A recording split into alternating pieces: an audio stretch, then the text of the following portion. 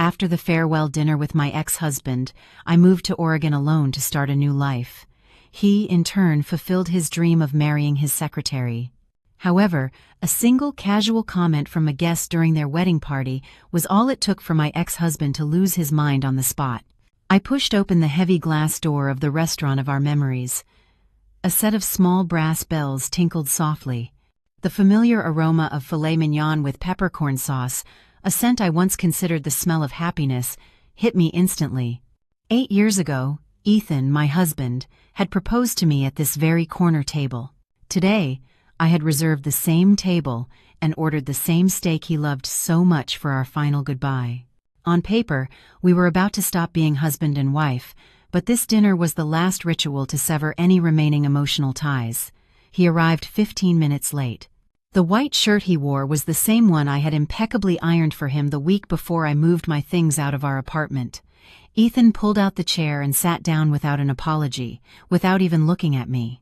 His eyes were glued to his phone, his fingers swiping frantically across the screen. Occasionally, a sly smile would appear on that face I once loved madly. I knew exactly who he was texting. Ashley, his very young secretary, the one who had inserted herself into our marriage. The waiter brought the plates. Ethan's steak sizzled on its cast-iron plate, releasing a fragrant steam. He picked up his knife and fork and cut a piece, chewing mechanically. "I ordered what you like," I said, breaking the oppressive silence. "Yeah," he replied curtly, not looking up from his phone. I looked at the man in front of me.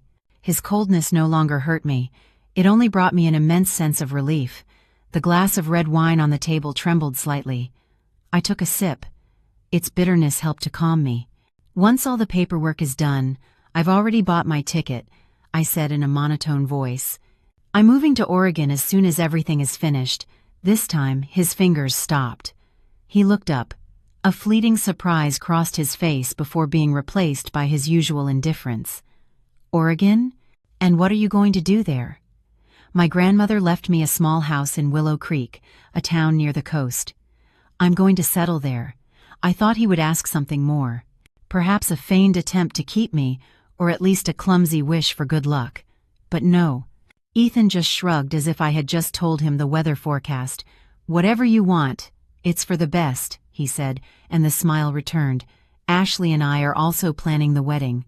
She deserves a grand ceremony. Ashley's not like you. She knows what she wants and she knows how to make me happy." I almost laughed. He was right. I wasn't like Ashley. I didn't know how to feign weakness. I didn't know how to use tears to demand things. And I certainly didn't know how to sleep with another woman's husband, but I didn't say it, I just nodded. "Well, congratulations to you both." The dinner ended quickly, in silence. He didn't even look at me as he got up to pay. He left in a hurry, probably rushing to his secretary who would be waiting for him. I was left alone, staring at my almost untouched plate of steak.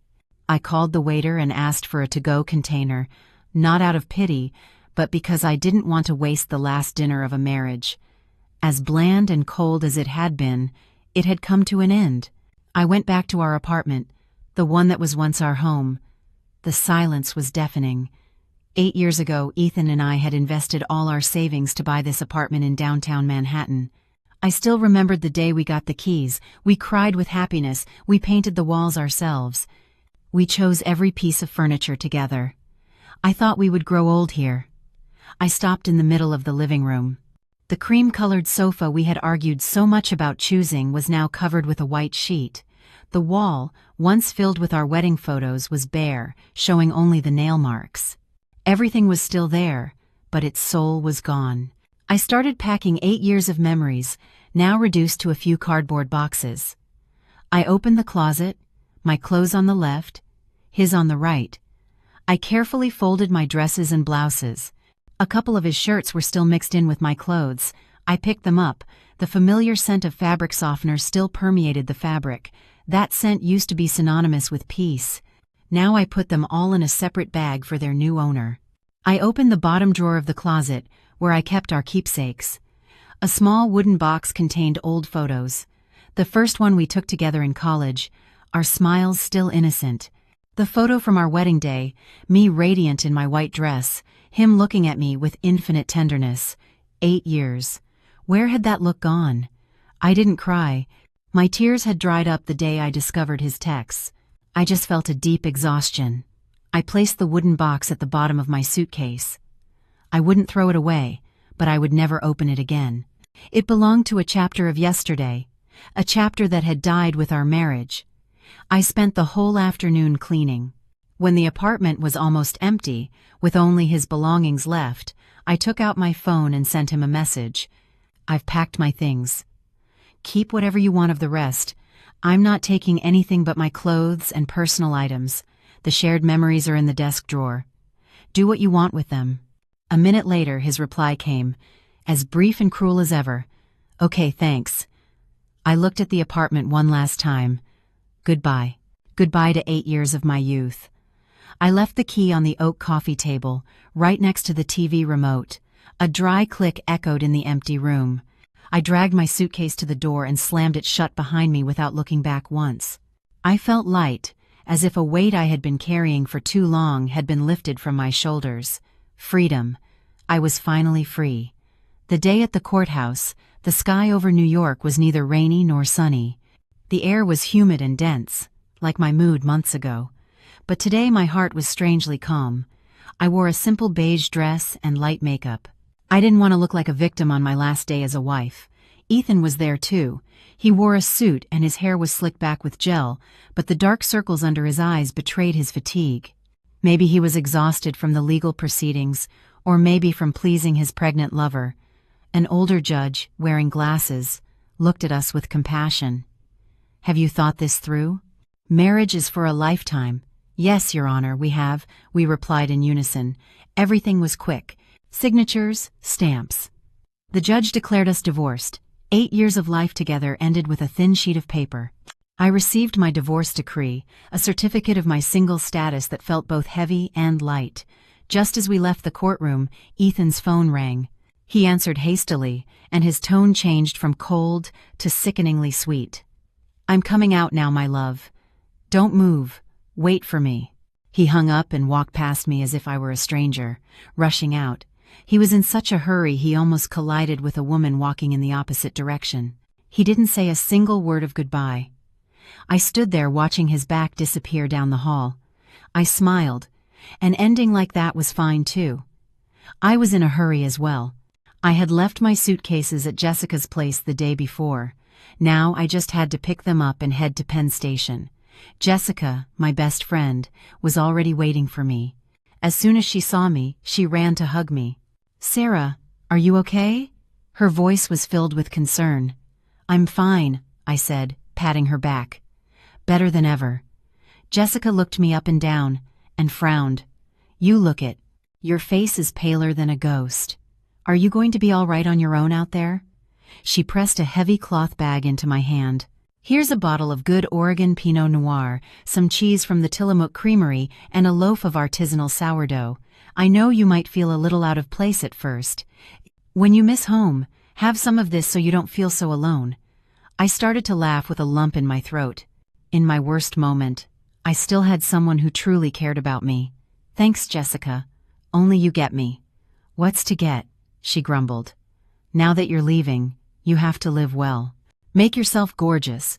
Get rich and make that bastard die of envy. And don't you ever dare cry over an idiot again. We sat in a coffee shop at the station, talking about everything and nothing. Jessica gave me 1,000 pieces of advice, from how to find a house to how to be careful with small-town men. She talked so much that I could only nod and smile. I knew she was trying to cheer me up, to fill the void of our last moments together. It was time to board. We hugged tightly at the platform entrance. Take care of yourself, she whispered. If anything happens, let me know. You too, call me as soon as you get there. She let go, but her expression turned hesitant. Hey, Sarah, there's something I don't know if I should tell you. What is it? I frowned. At this point, what else can I handle? Tell me. Jessica took a deep breath and leaned closer to my ear. Ashley is pregnant. I froze for a second. Not from shock, but from the irony. So that was it. That's why he was in such a hurry to get divorced. That's why he didn't want any of our assets, just for me to sign the papers quickly. Ah, I managed to smile. Well, double the happiness for them. That's not all, Jessica continued, her face full of contempt. They're planning an incredibly lavish wedding. My husband heard it's going to be at the Crestmont Manor. They've booked the entire main ballroom. That Ashley wants the wedding of the century to show off to everyone, typical of a shameless social climber. Let them do what they want, I said, shaking my head. It doesn't matter to me anymore. And it truly didn't. The pain had turned into a scar. Now hearing news about them just seemed ridiculous. A greedy man and a materialistic woman. They were made for each other. But I'm worried about you, Jessica insisted. I have to go, I interrupted her. The train won't wait. I gave her one last quick hug and turned away decisively. I walked through the ticket gate without looking back. I could feel Jessica's eyes following me. Once in my seat, I turned off my phone. As the train left New York City, leaving the gray city behind for the green landscapes of the West, I knew a new life was waiting for me. And in that life, there would be no room for Ethan or Ashley. I took out my phone, broke the old SIM card, and threw it in the trash. I blocked any possible contact with him. A clean break. Goodbye past. The train ride lasted for hours. I barely slept, reading a novel by a favorite author, trying to reconnect with the parts of myself I had set aside. When the train began to slow down and the announcer called out the station, my heart sped up. I stepped off the train, and the cool, damp Oregon air filled my lungs. It was pure and clean, so different from the city's stale air. The sky was a deep blue, without a single cloud, and the sun shone brightly, but without burning.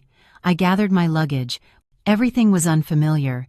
The accent, the people, even the smell in the air, but I didn't feel fear, just a strange excitement. I took a cab to Willow Creek. The driver, a friendly middle-aged man, glanced at my suitcases in the rearview mirror. Moving to Willow Creek, or just visiting? He asked with a warm local accent. Moving back, actually, I replied with a smile. I'm taking over my grandmother's house.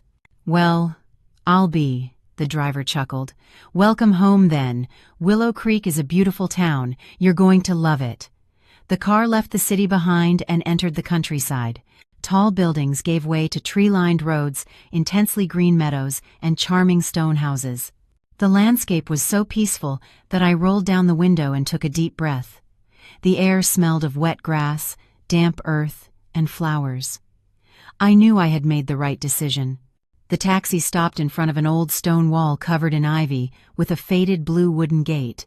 I paid the driver and dragged my heavy suitcase through the gate. My grandmother's house appeared before me. It wasn't a luxurious mansion, but a cozy two-story stone house with a slate roof. What took my breath away was the garden. It was an explosion of color. Climbing roses covered the walls. Hydrangeas of intense blue and violet formed huge clusters, and there was even a small apple tree laden with fruit. Before she died, my grandmother had hired a company to take care of the house and garden. I put the old key in the lock. The heavy wooden door opened with a soft creak. Inside, everything was clean and welcoming. The furniture was solid wood, rustic in style. A stone fireplace dominated the living room next to a wingback chair upholstered in a floral fabric my grandmother had loved. The late afternoon light streamed through the large windows, casting golden reflections on the wooden floor. I left my suitcase and walked through the house. The small kitchen with its copper pots hanging on the wall. My bedroom on the second floor with a balcony overlooking the garden. Everything was perfectly preserved, as if my grandmother knew I would one day return. I opened the balcony doors. The autumn breeze brought with it the scent of roses. I stood there with my eyes closed. All the sorrow and pain of my old marriage seemed to vanish with that breeze. I was no longer Sarah, the betrayed wife. I was Sarah, my grandmother's granddaughter, the owner of this house. I was home. After a week of rest and getting my life in order, I started looking for a job. I had a master's degree in interior design and some experience from New York. I didn't want to look in a big city, but in Willow Creek or a nearby town. I wanted a quiet life. No rush, no competition. I prepared my resume and started sending it to small design studios in the area. Luck smiled on me sooner than I expected. 3 days later, I received an email for an interview at Stone and Timber Design, a small but reputable studio in Willow Creek. I prepared nervously, choosing an elegant pantsuit and reviewing professional terminology. The studio was on a hidden alley behind a bougainvillea. Michael, the owner of the studio, interviewed me. He was about 40, with slightly tousled brown hair and very warm, kind green eyes. He reviewed my portfolio carefully, nodding as he saw my previous projects. "Your resume is impressive," Michael said in a deep, calm voice. "But why choose a small studio in Willow Creek over a big firm in New York?" I smiled and answered honestly. "I came back from my grandmother's house. I love the peace of this town.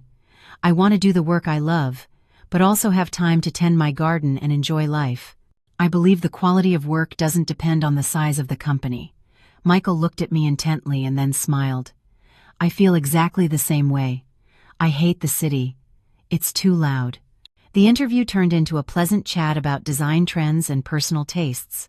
Michael was a kind boss, passionate about his work and very respectful of his employees. The next day, while I was watering the flowers in the garden, the phone rang. It was Michael. "Hello, Sarah. I'm calling with good news. Can you start next Monday? We have a project for a small rustic hotel, and we need someone with your exquisite taste." I was so happy I almost dropped the watering can. Yes, of course. "Thank you, Michael. Thank you so much." I had a job I loved in a place I loved. My new life had truly begun. My new routine was quickly established. I woke up every morning at 6:30, not to the shrill sound of an alarm, but to the birds singing outside my window. I'd walk to the town bakery, buy a fresh croissant and a coffee. The smell of butter and coffee in the morning filled me with energy. I walked to work. The studio was only a 15-minute walk from home. The path was shaded by trees and crossed an old stone bridge over a small river. My colleagues at the studio were very kind. There were only 5 of us, including Michael. They gave me a warm welcome, patiently helped me with some local expressions, and always praised the dishes I sometimes brought for them. Michael was a wonderful boss. He entrusted me with the rustic hotel project immediately, giving me complete creative freedom. The work absorbed me, leaving no time to dwell on the past. On weekends, I no longer had to cook and clean for someone who didn't deserve it. I dedicated my time to myself. I rode my bike along the riverbank, visited antique markets, or simply sat in the garden to read. I started to care for my grandmother's garden. I learned to prune the rose bushes and plant herbs. My hands got dirty, but my heart was at peace. This life was the polar opposite of my 8 years of suffocating marriage. I felt reborn. I laughed more, slept better. On a Friday afternoon, a week before Ethan's wedding, Jessica called me on FaceTime. "My God, Sarah, look at you. Are you glowing? Or is it just me? Your skin is flushed. Your face is so fresh. Does the weather there suit you?" "I guess so," I laughed. "Work is going well. The air is clean. How are you?" We talked for a while. Just before hanging up, Jessica hesitated. "Hey, Sarah, next week is that bastard's wedding. Are you going to be okay?" I knew Jessica was worried about my feelings. I looked out the window. The evening sun painted the garden in shades of gold. "I'm fine," I said in a serene voice. "Next week I have to visit an antique ceramic workshop. I'm too busy thinking about what kind of tiles to choose for the hotel bathrooms. Wish them happiness. I'm busy planting flowers and working." Jessica looked at me for a long time through the screen and then sighed in relief. "Yeah, you're right. Being busy is the best thing. To hell with them." I hung up and continued sketching my ideas. The day of their wedding, I truly didn't care. That day finally arrived. In Oregon, it was Saturday afternoon. I had just finished watering the hydrangeas when my phone rang insistently. It was a FaceTime call from Jessica. I smiled, dried my hands on my apron, and accepted the call. Jessica's excited face appeared on the screen. She was at home in her pajamas, but the background noise was a chaos of music and voices. "Sarah, what are you doing?" Jessica shouted into the phone. "I just finished in the garden. Why is it so loud? Are you at a party?" "No way." "My husband is," Jessica rolled her eyes and lowered her voice. He's at that bastard Ethan's wedding with that tramp. And I forced him to live stream the whole thing for me so you can get the scoop and have your revenge. With that, Jessica pointed her phone's camera at her husband's phone screen. I didn't need to see. Jessica's shrill voice was enough. Oh my God, Sarah, what a waste of money. My husband says they've booked the largest ballroom at the Crestmont Manor, red carpet from the entrance, imported flowers everywhere. They even hired a symphony orchestra. It's insane. I frowned. And how? My husband sent me a picture. Jessica turned the screen to show me a blurry image. That Ashley's dress, they say it's a designer gown with Swarovski crystals, valued at tens of thousands of dollars, and she's even wearing a tiara like some fairy tale princess. And to top it off, she won't stop stroking her belly while greeting the guests. You know, to make sure everyone knows. What a shameless woman. I shrugged. And Ethan, he's bursting with pride, Jessica continued indignantly. With his white suit, hair full of gel. He's walking arm in arm with her like they're the king and queen of the world. My husband says he has such an arrogant look on his face, as if he's conquered the universe. He probably thinks he's the smartest man alive for marrying a young woman who's going to give him an heir. What a bunch of idiots, showing off for the cameras. I listened to Jessica's complaints and just wanted to laugh. I looked at my garden, where the red roses were in full bloom. I took a deep breath. The air here was so pure. Hey Jessica, tell me what you're making for dinner tonight. Jessica went quiet. I'm giving you the gossip of the year and you're asking me about dinner. It's just that their story isn't interesting anymore, I smiled faintly. Let them show off. Let them think they're the best. That's their problem. I have to put a chicken in the oven now. Michael and the team from the studio are coming over for dinner. Jessica stared at me through the screen and then suddenly burst out laughing. Oh, Sarah, you've reached enlightenment. You're right, why worry about those people? Go roast your chicken and I hope it's delicious. If there are any updates, I'll call you with the next chapter. We hung up. I took off my apron, washed my hands, and started preparing dinner. Their laughter, their luxury, all of that was a world away. And I realized for the first time in 8 years that I didn't feel a shred of jealousy or pain. They just seemed like strangers, and my life was now truly my own. I thought the story of the wedding would end with Jessica's call. I had a wonderful evening with Michael and my colleagues. We drank wine, ate roast chicken with herbs, and had a lively discussion about the hotel project. The work was progressing very well, and Michael kept praising my ideas. But the next morning, just after I woke up, as I was making coffee and stepping out onto the balcony to breathe the fresh air, the phone rang again. It was Jessica. At that hour, it was already mid-afternoon in New York. I was a little surprised. What's up? Another live stream? I joked as I sipped my coffee. But Jessica's voice on the other end wasn't like yesterday's. It wasn't indignant, but filled with a boundless euphoria, as if she'd won the lottery. Sarah, are you sitting or standing? Her voice was a shriek. I'm standing. Why are you so happy? Sit down right now. Sit down because I'm about to tell you something that will knock you off your feet. The greatest drama in history has just begun. My husband just got home and told me everything. I can't stop laughing. Curious, I dragged a chair over and sat down.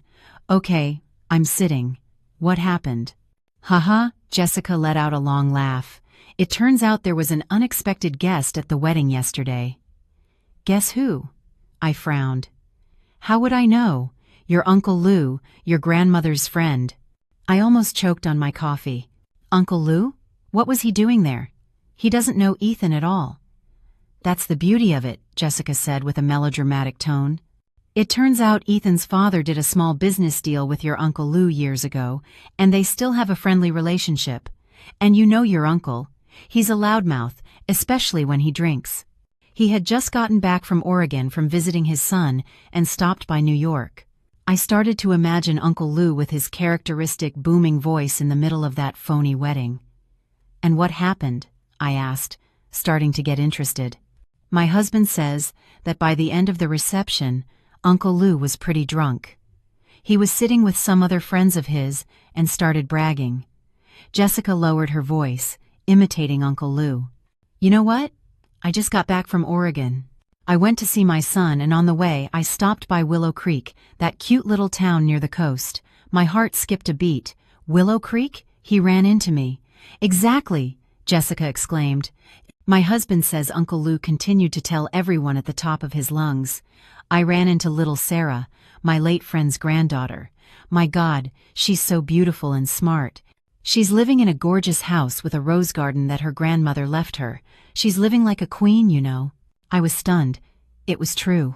I had run into Uncle Lou last week at the town market. He called out to me, and we talked for a few minutes. I invited him to the house, but he said he was in a hurry to get to the airport. I never imagined it would end up like this.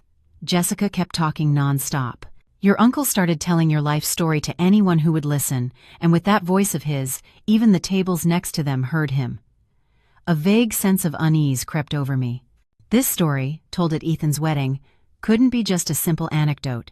My husband says, Jessica continued, getting more and more excited, that just as Uncle Lou started talking about you, Ethan and Ashley were thanking guests at the next table.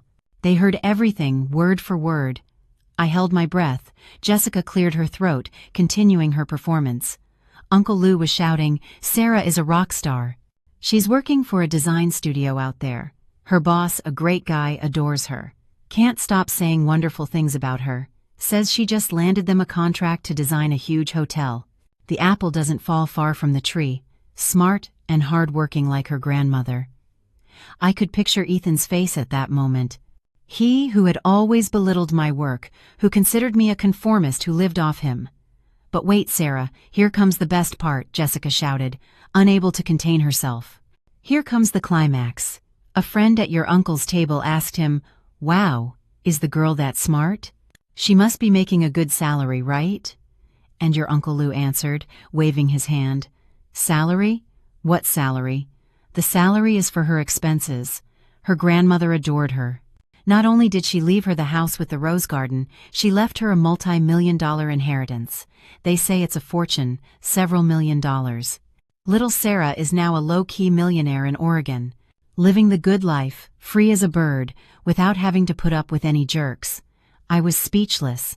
It was true my grandmother had left me an inheritance, but I had never discussed the amount with anyone. I didn't know Uncle Lou knew in such detail, much less that he would blurt it out in the middle of the wedding. Oh my God, Sarah, my husband says that the instant the word millions left your uncle's mouth, Ethan's face went from white to green. He could barely stand, and Ashley next to him had her mouth wide open. She couldn't believe what she was hearing. People at the surrounding tables started whispering. The rumor spread like wildfire. The groom's ex-wife is a millionaire. Turns out the one he just left is actually rich, and he's marrying the secretary. The murmuring grew. And you know what? Jessica said with a triumphant voice. Just when Ethan was in shock, realizing he had thrown away a gold mine, your Uncle Lou delivered the final blow. My heart sank. There was more. The rumor was spreading throughout the hall. Ethan and Ashley were paralyzed. Ashley tried to pull Ethan's arm, but he seemed glued to the floor. And then Uncle Lou, after talking about you, continued his conversation with his friend. I could imagine the scene. A strange silence fell around Uncle Lou's table. Everyone strained to hear. Jessica imitated Uncle Lou's voice again. But these days, my friend, there's a lot of deception. If you end up with a gold digger, you're lost. Like what happened to the groom, this Ethan guy? I flinched. He said it that clearly? Almost, Jessica exclaimed. My husband says your uncle continued. The other day I went to the bank to run some errands and I ran into Bob, the VP of credit, who's a friend of mine, and Bob told me something very funny. He told me that this Ashley, Ethan's secretary, the bride today, went to the bank last week and made a scene. The faces of Ethan and Ashley, according to Jessica's husband's account, were drained of all blood. Bob told him, Jessica continued her performance, that this Ashley went to withdraw some money from her savings account, and while she was doing it, she complained to the teller. She was talking so loud the whole bank heard her. She said, I'm so fed up, really. I thought I'd hit the jackpot with a rich boss, but it turns out it's all for show. We're about to get married and I still have to lend him money. I just lent him $5,000 for the expenses of this wedding. Just my luck. A deathly silence fell over the hall for a moment. Jessica's husband said he could hear the clink of an ice cube falling into a glass. Two explosive truths revealed at the same time in front of hundreds of guests. Truth number 1. The abandoned ex-wife, Sarah, was actually a millionaire with a house in the Pacific Northwest and an immense fortune. Truth number 2. The new wife, Ashley, who was showing off her $1,000 dress, was actually a gold digger. And the groom, Ethan, who acted so high and mighty, was broke and had to borrow money from his future wife to pay for the wedding. Sarah, Jessica's voice trembled. Ethan couldn't take it anymore. He started to shake. He turned to look at Ashley, and he looked at her as if he wanted to kill her right there. I was sitting, paralyzed, on my balcony in Willow Creek. The cup of coffee in my hand had gone cold. I knew that the best comedy and the worst tragedy had just begun. I remained motionless, the phone pressed to my ear. Jessica's breathing on the other end was ragged, as if she had just run a marathon. My husband says, Jessica took a breath, that the scene was unforgettable. Ethan was shaking like a leaf. The entire hall, which had been a buzz of music and laughter, fell into a deathly silence. Hundreds of pairs of eyes were fixed on the two of them. I could imagine the humiliation. Ethan, a man who lived for appearances, who always needed to prove his success and power, was stripped bare in front of all his guests and business partners, exposed as an idiot who had been duped by a woman. The look on Ashley's face was priceless, Jessica continued. She tried to grab Ethan's arm, whispering, "Honey, let's go to another table. Everyone's staring at us." But Ethan didn't move, he just stared at her. My husband said his eyes were bloodshot, that he looked terrifying. The champagne flute he was holding started to tremble, the golden liquid about to overflow. And then, Jessica lowered her voice as if telling a secret. He yelled. No, he didn't yell. He roared like a wounded animal. "Talk! What's this about the $5,000? You dared to lend me money?" Ashley, terrified, took a step back. "No, honey, he must have been joking. Please, believe me." "Believe you?" Ethan let out a bitter, mocking laugh. "So you can play me for a fool? So you can take my money while I've lost everything?" Jessica's husband said that Ethan didn't finish the sentence. He couldn't verbalize the truth, that he had thrown away a fortune of millions of dollars. That revelation, combined with the deceit before him, completely destroyed his self-control. "Crash!" Jessica shouted. He crushed the crystal glass in his hand. "Sarah!" He shattered it with his bare hand. Blood started to gush out, dripping onto the red carpet. I shuddered. I knew Ethan had a temper, but I never thought he could lose control like that. Blood and champagne splattered everywhere, Jessica's husband told her, staining Ashley's $1,000 dress. She let out a scream. Ethan, at that moment, seemed to have gone mad. He looked at his bloody hand, and then looked up at Ashley. "You lied to me," he bellowed, his voice breaking. "It's all your fault. You've ruined me." The rage exploded, the regret for losing me, the humiliation of Ashley's deceit, the fury at realizing he was a complete fool. It all built up and turned him into a madman. He realized on his own wedding day that he had let go of a good, wealthy, and capable wife to end up with a lying gold digger, one who had milked him for every last cent to throw this ostentatious wedding. He had thrown pure gold in the trash to pick up a painted rock. And then? I asked, my throat dry. Chaos. Absolute chaos. Jessica's voice still trembled. After yelling, "You've ruined me," he started destroying everything. Destroying everything? At his own wedding? "My husband says yes," Jessica replied hastily. He swung his arm and swept the tower of champagne glasses off a nearby table. The sound of shattering glass was deafening. He flipped over an entire table full of food, lobsters, seafood. Everything went on the floor. The guests were screaming and backing away in fear, and his parents were white as sheets. They ran towards him. His father tried to hug him. "Ethan, what are you doing? Stop it, please. This is an embarrassment." But he pushed his own father away. He was like an animal out of control. He pointed at Ashley, who was paralyzed and trembling in her white dress stained with wine and sauce. "Talk. And what about the pregnancy? Did you lie to me about that too?" he yelled. The shout echoed through the hall. That question was the spark that lit the fuse. People started whispering louder. "Oh my God, the pregnancy is fake too. No wonder she was touching her belly so much. It was all an act." What a terrifying woman. Ashley, cornered, reacted. There was no trace of her fake sweetness left. She screamed back, "Are you crazy? You dare say my child is fake? Shut up!" Ethan swatted her away with the back of his hand. The push was so strong that Ashley, in her high heels, lost her balance and fell backward. "Oh!" Jessica gasped. "My husband says she fell and hit her stomach on the corner of a decorative table." I held my breath. Even though I didn't like her, a child was innocent. Did something happen to her? Ashley clutched her stomach, pale as wax, screaming in pain. Seeing her, Ethan stopped for a second, probably scared. But just then, Jessica paused for breath. Bob, the bank VP that Uncle Lou had mentioned, who was there as a partner of Ethan's company, came over when he saw the commotion. And what did Bob say?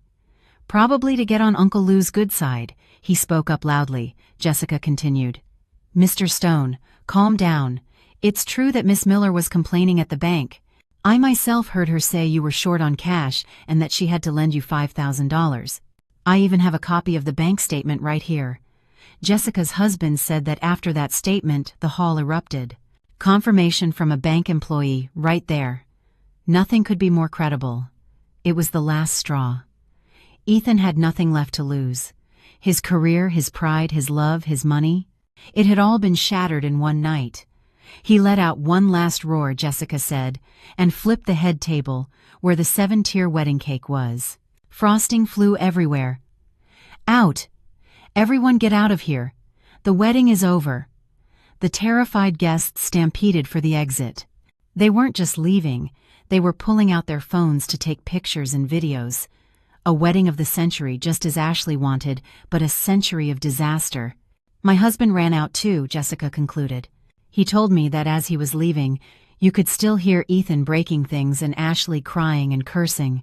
A circus. A pathetic circus. Karma is swift, Sarah." I hung up. My soul in turmoil, I went out onto the balcony and watched the roses sleeping under the night dew of Willow Creek. I thought I would be happy to know they had gotten what they deserved, but I wasn't. I just felt a deep weariness and disgust. A life built on greed and lies had self-destructed in an instant. I slept poorly. The chaotic images of the wedding replayed in my head. The next morning I woke up with dark circles under my eyes. I decided not to listen to any more news from Jessica. Their story, for me, was over. I needed to focus on my own life. I spent all of Sunday sketching. Work helped me forget the disaster in New York, but at night, when I turned off the computer, my phone buzzed. It was Jessica. I sighed, thinking about not answering, but the ringing was insistent. "What now, Jessica? I'm tired. I don't want to know anymore." Wait. Jessica's voice was pure excitement again, just this once. "It's the finale of yesterday's episode. I promise that after this, you'll sleep like a baby." "Fine," I grumbled. "Listen," she insisted. "My husband just told me. He said that when he went down to the parking garage to get the car, he witnessed a scene even better than the one in the ballroom." I gave in. "Okay, 5 minutes." "My husband saw Ethan and Ashley screaming at each other in the parking garage," Jessica said. Her parents were next to them, looking like they were at a funeral, trying to get her to leave. "She didn't go to the hospital?" I was surprised. "After that fall?" "Not a chance," Jessica laughed scornfully. "It was all an act. My husband hid behind a pillar and heard everything." Ashley wasn't pretending to be a sweet victim anymore. She was standing with her hands on her hips, screaming in Ethan's face. Jessica cleared her throat, imitating Ashley. "You're insane. You've embarrassed me in front of everyone. You ruined my wedding." Ethan, with his hand wrapped in a handkerchief, blood seeping through the fabric, yelled back. Jessica continued. "You're the one who ruined me. You're a liar. You've been stealing from me." And then Ashley started to laugh, Jessica said with contempt.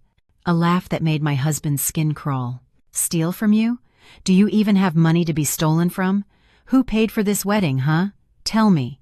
My $5,000 wasn't even enough to get started, and my parents had to mortgage their house to pay for this sham so you could look good. You useless man. You're useless. I was frozen. So Ethan had not only borrowed money from her but had also squeezed her parents dry. He had sunk too deep into the mire of his own ego. My husband says, Jessica continued, that when Ethan heard that, he was speechless. He didn't expect her to throw it in his face so directly. The battle in the parking garage, with no audience or cameras, was where their true natures came out.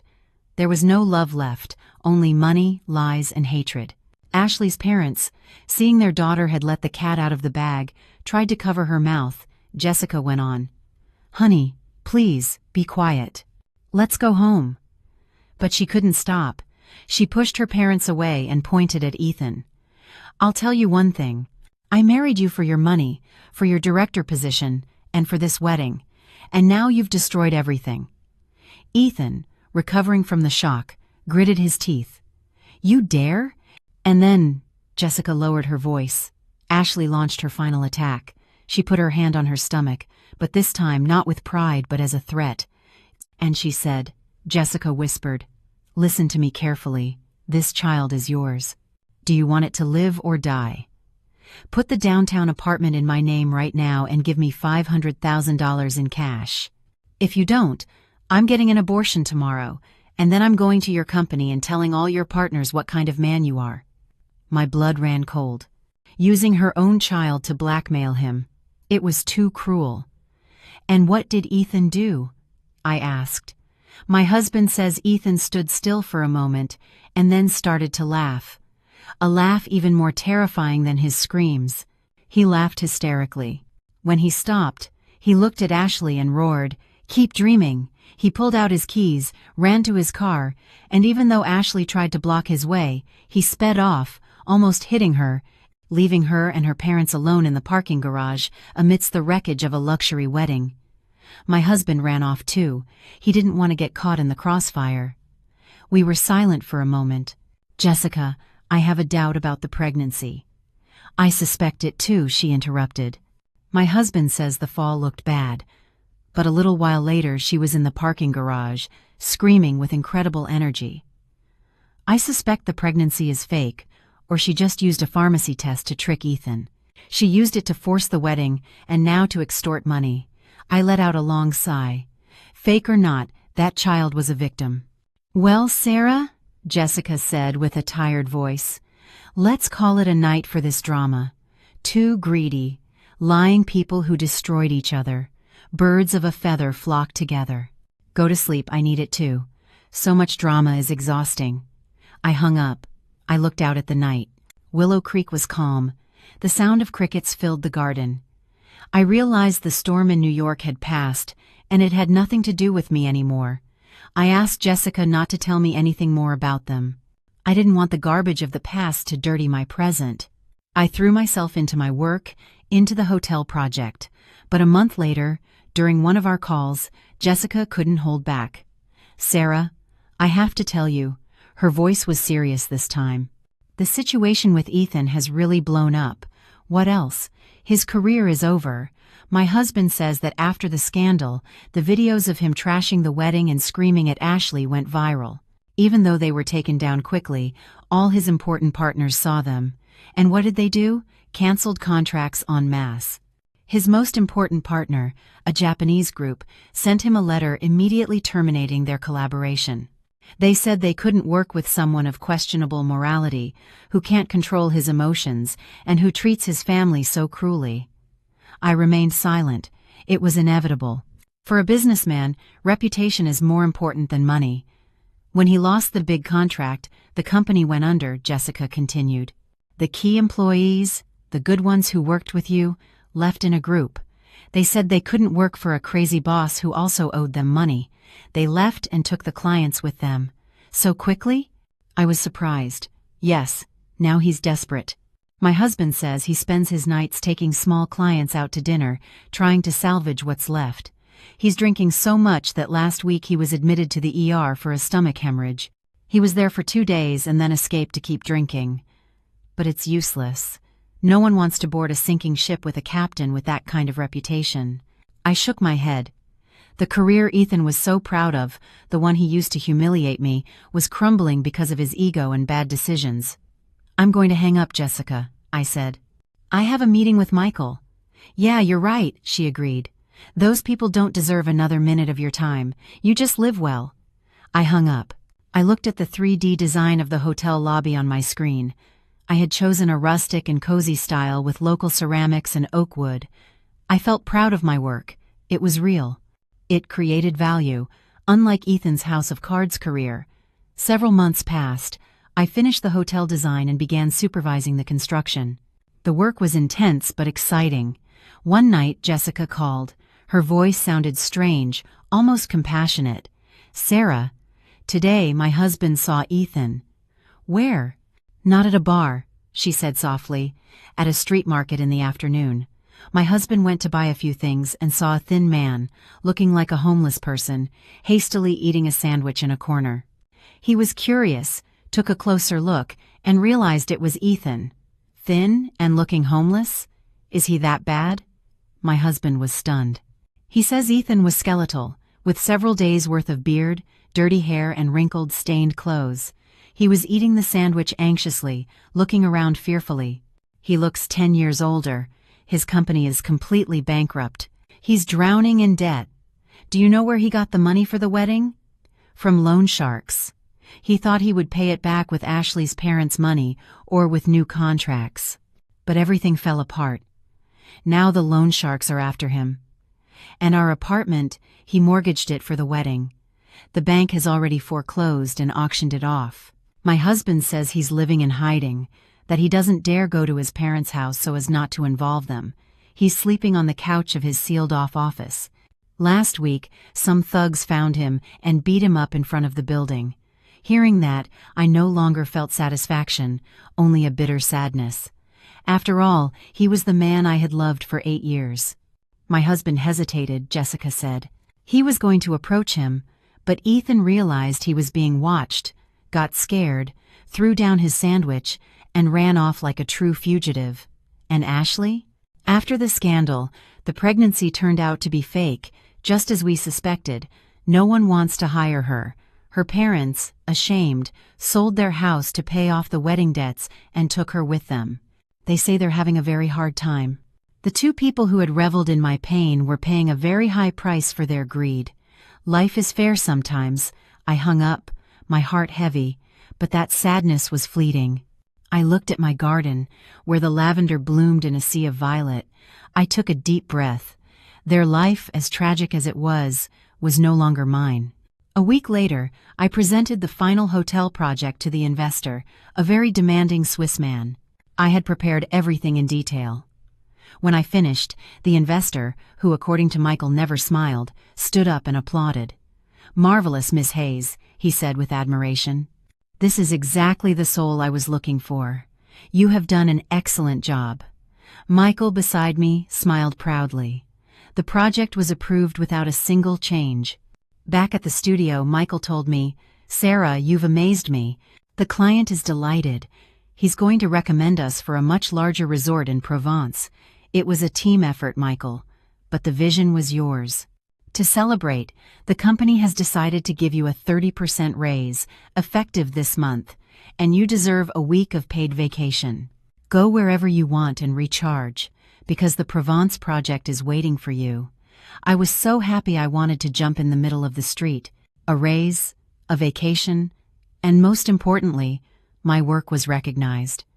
I realized that by leaving Ethan, I hadn't lost anything. I had found myself, and so much more. I decided to use my vacation to travel down the California coast.